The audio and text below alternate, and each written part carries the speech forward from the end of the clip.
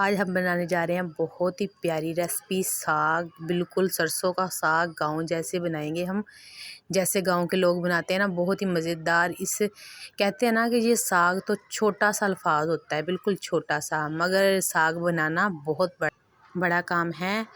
आज हम ये साग बनाएंगे बिल्कुल आसान तरीके से। ये बहुत ही प्यारा और मज़ेदार पकता है। ये देखिए आपके सामने। आज की रेसिपी जब शुरू करेंगे तो आपको शुरू से लेके एंड तक आपने ज़रूर देखनी है। और ये देखिए बहुत ही मज़े का बनता है साग। मेरा नाम है उल्फत परवीन, और वीडियो शुरू करने से पहले आप सब मेरे चैनल को सब्सक्राइब कर लीजिए।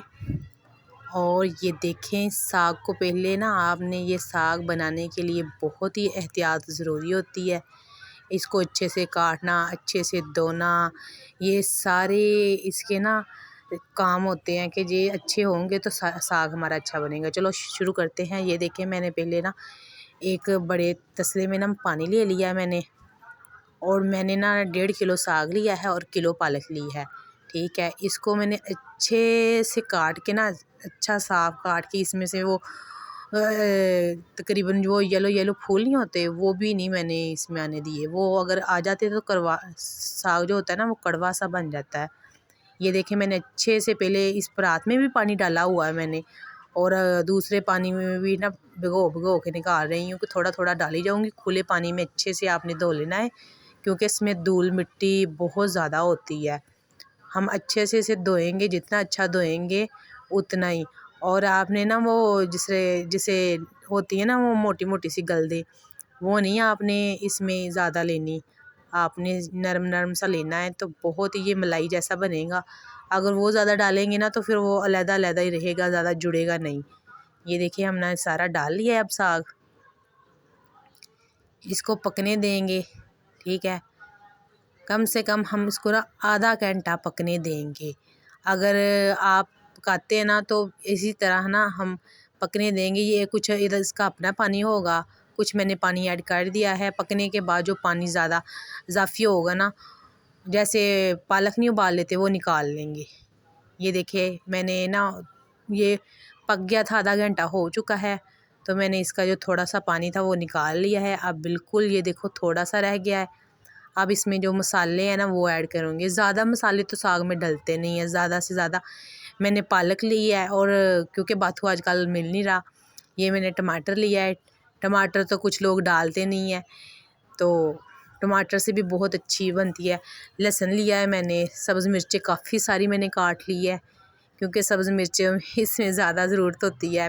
प्याज एक बिल्कुल छोटा सा लिया है, कुछ लोग तो डालते ही नहीं है ना। प्याज बिल्कुल छोटा सा ऐड करना है आपने। ये देखें, इस मसाले को ना अच्छे से पकने तक ना आप ऐसे पकाएंगे कि ये भी ना उसके साथ बिल्कुल मैच हो जाए, सारा असर इसका भी निकल जाए, बिल्कुल पक जाए। बहुत ही आप इसकी एहतियात करेंगे ना, जितनी एहतियात करेंगे उतना ज़रूरी है। ये देखिए, हमारा अब गल चुका है ये प्याज। अब इसको ना हम जो भी इसको हिलाते रहेंगे, थोड़ी देर तक पकाएंगे, और फिर इसमें मसाले ऐड करेंगे। ये मैंने हल्दी ऐड की है, 1/2 टीस्पून नमक डाला है, और ये मैं साबुत दादर मिर्च ले रही हूँ बस, क्योंकि मैंने सब्ज़ मिर्ची काफ़ी ज़्यादा डाली है ना इसमें। तो ये देखिए, सब्ज़ मिर्चें मैंने काफ़ी ज़्यादा डाल ली है। तो ज़ाहिर सी बात है एंड पे अदरक और उसका भी तड़का लगाऊंगी। जो मेन बात होती है ना साग की, वो होती है तड़का लगाना। हम साग तो बना लेते हैं, मगर तड़का ना कुछ लोग लहसुन अदरक का भी लगा लेते हैं, कुछ लोग जैसे कि प्याज का लगा लेते हैं, अपने अपना होता है। ये देखा, हमारे अब बिल्कुल मैच हो चुका है। जो मसाला हमने डाला था वो भी 5 मिनट मैंने अच्छे से पका लिया है। अब इसको आप चाहे तो वो वैसे मिक्स कर लें, वरना मैं तो इसको ना ग्राइंड कर लूँगी।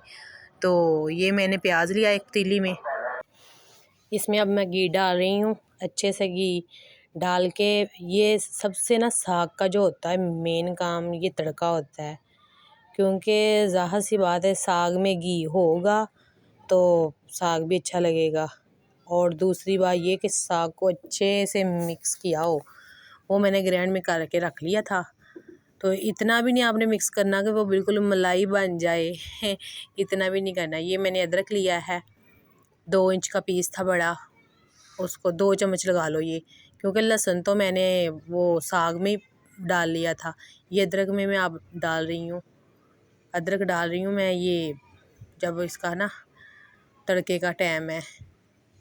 अब मैं अच्छे से इसको पका लूँगी। इतना भी नहीं आपने पकाना, ना तो इसको प्याज को ज़्यादा आपने ब्राउन होने देना है। ये मैंने रेड मिर्चें ली हैं, सब्ज़ मिर्चें पर रेड कलर की, तो वो मैंने 4 से 5 अदद काट ली थी, वो भी डाल लिए। तो इसको अच्छे से इतना ही देर तक पकाना है। आपने ये नहीं कहना कि इसका रंग चेंज हो जाए, प्याज का रंग तो बिल्कुल ही नहीं चेंज करना ना, वो फिर साग में ना बड़ा कड़वा सा बुरा सा ज़ायका आएगा। ना तो इसको आपने हल्का डार्क ब्राउन करना है, बस पकाना है कि अच्छे से ये ना मैच हो जाए। ये ना हो कि आप बिल्कुल प्याज को जला लें और बिल्कुल ही ब्राउन कर लें, ना तो ब्राउन करना है और ना ही जलाना है। बस तड़का जैसे ना कि जैसे हल्का सा, ये देखिए आपको नज़र आ गया ना, इतना सा कलर आपने करना है। ये हमारा हो चुका है। अब मैंने जो साग पहले बना लिया था वो अब मैं इसमें डालूँगी। ये देखिए बहुत प्यारा लग रहा है, ये देखें, और खाने में भी बहुत मज़ेदार बनेगा ये इंशाल्लाह अल्लाह के हुक्म से। ये देखें, कलर देखें आप, कलर देखें, माशाल्लाह कलर ही बहुत प्यारा आ गया। अब इसको डाल के ना मैं 2 से 3 मिनट तक, क्योंकि मैंने ठंडा कर लिया था जब मैंने ग्राइंडर में डाल के इसको ना मिक्स किया था, तो इसलिए ना ठंडा हो गया था थोड़ा सा। अब इसको ऊपर मैं ना ये सब्ज़ धनिया डाल दूँगी गार्निश के लिए, ये भी बहुत प्यारा लगता है ऊपर साग के। ये देखें,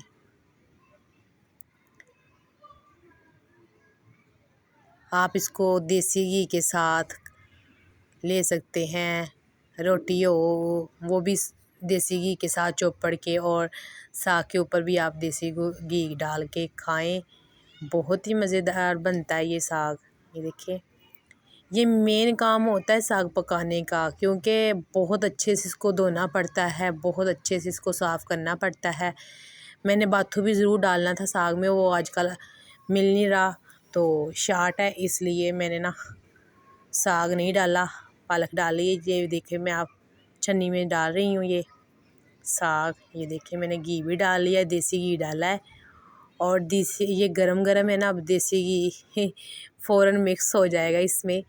तो ये देखें, उसका कलर देखें, उसकी थिकनेस देखें कितनी प्यारी है। आप भी ऐसे रेसिपीज़ बनाएं, ज़रूर बनाएं।